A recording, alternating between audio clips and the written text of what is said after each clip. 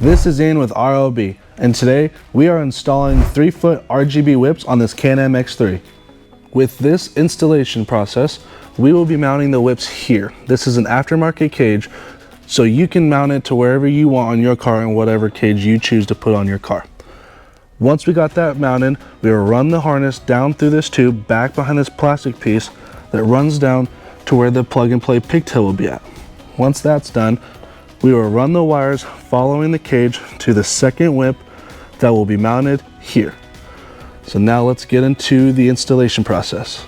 For our plug and play options, if you have our older style plug and play pigtail with these connectors, these plug into the taillight harness on the firewall. If you have our newer style pigtail with connectors that look like these plug into the taillight harness of the actual housing of the taillight.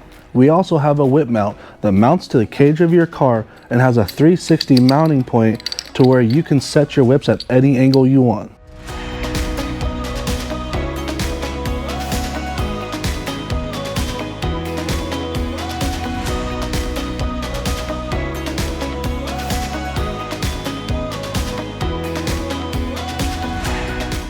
There we have it, our whips are installed. We got the harness going to both whips and down to the plug and play pigtail on the firewall. There are options for springs for these whips, which you can see we used here. They're not too loose, they're pretty stiff, allows for the whips to move nicely and still allows for an easy quick disconnect and connection.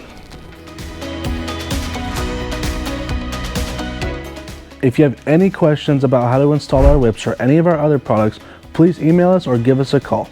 Thanks for watching. Please like, subscribe, and click the bell for notifications.